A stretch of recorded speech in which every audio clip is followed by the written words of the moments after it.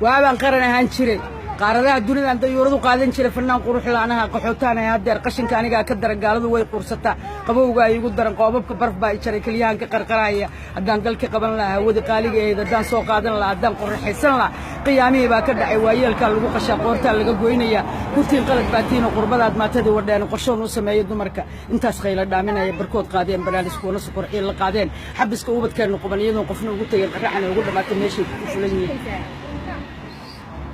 gabagii baa iga dhamaaday intii aan ku fikrayay mana xirnayn gabagii barre maxamed fiidow baan ugu tagay Denmark gabagii ii xirbaaniri barre wuxuu igu yiri anigu qashinka guray maxaan ku qaban karaa barre maxamed fiidow baawurta qashinka la shaqeeya waan maalifiinteedii ugu waaweyneed aniguna sood hol meel la yiraaho oo aad iyo aad wasaq badan baan dukaan iga furanyoon dhex taagna marka qaxootinimada taas keenaysa hadda u malaysan qurbaha inaanu lacag iyo xoolo ku haysano waxba kuma haysanay biil baan nala siiya tuugsi ah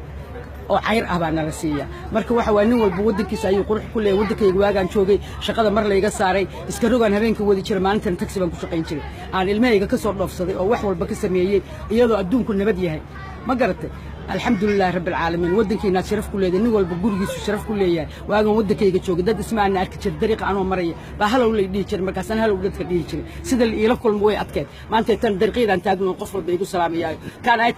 kan ay tag one picture ileeyahay markaas yes iraaha markaas bis aan ku jira marka wadankeena jooga halkaas ku qurux badantiin waa mahadsantiin